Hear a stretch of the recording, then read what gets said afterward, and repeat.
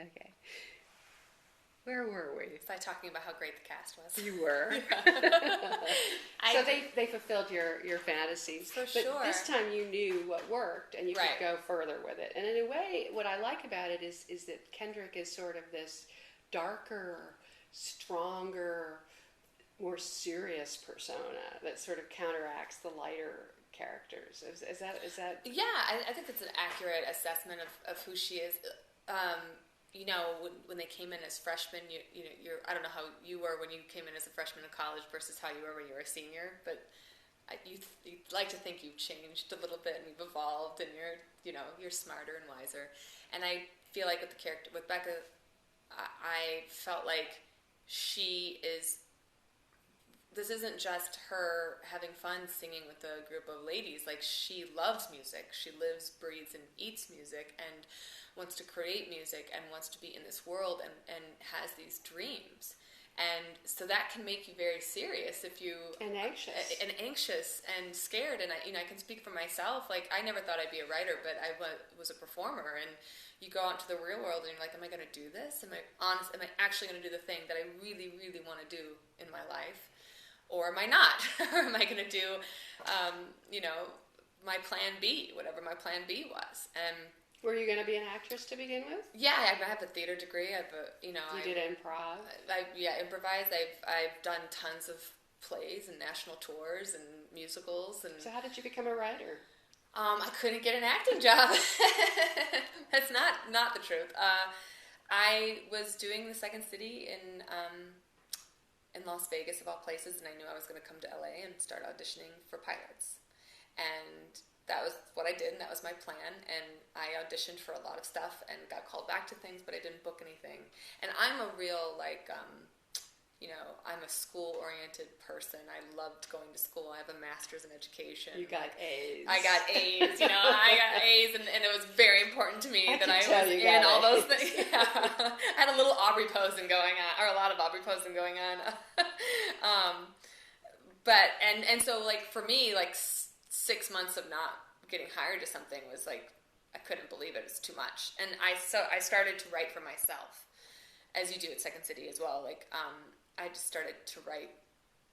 I wrote a pilot with my friend Karen Gracci and with us as the leads. And, I just started. And I was friends with Tina Fey, and I showed her my work. And then when she was hiring for 30 Rock, she, by the grace of God, hired me. But and then I feel like I blinked, and it's all these years later, and I'm still writing. And it's funny. I just did a small part in a movie. I just came back from New York yesterday, and I forget that people don't know me as a performer. Like, in my head, I'm a performer first, always, and a writer second. And then when I do something, people go, "Oh my gosh, I can't believe you did that." You can't change people's minds. So what's your take on the difference between television and movies? I mean, do you prefer one over the other, or are you going to continue to pursue movies? Yeah, I'll continue to do both because I find that television is just the scheduling is just it's just a faster pace. There's deadlines. You have to be done at a certain time, whereas film can kind of go on for a long period of time. I find that when I'm hitting a wall with television, I find great comfort in knowing that I've got a script that I'm writing for, a movie. And then when I hit a wall with movie, I find comfort in the fact that I've got this other thing going on. And so there's never a moment of bitterness for me if something gets canceled or something doesn't work out in one side, because I have the other side to fall back on. And I like staying busy all the time. So I kind of, I don't know, keep doing both. And what is your sense of why the movie business is so resistant to women's stories when the statistics are so obvious, so clear that they work? It's definitely not I didn't say that. It's definitely not an anomaly. I am not sure, and I find this in television as well, and I find it being more egregious in television than I feel like in film, but maybe that's just me not knowing the stats well enough. But personally, I have felt it more in television. I'm not quite sure why there seems to be ignoring of the young female demographic, which doesn't make sense to me, because when the young female demographic is a fan of something, it's huge. It's huge. And they don't just go once to the movies. They go 5, 6, 7 times. In groups. And I do feel like Pitch Perfect 2 now has more of an appeal to maybe cover some other quadrants. I think so.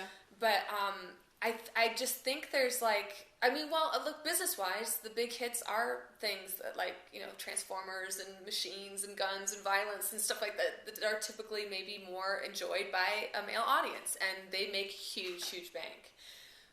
But we're learning, obviously, that you can show another side that also does very well and makes huge, huge bank, and that should also be explored. And I hope the Pitch Perfect franchise is helping us shift those numbers, increase the numbers where now you can look and go, oh, well that works, so a bunch of stuff will work, and not take us back to square one if a movie that is predominantly female driven bombs.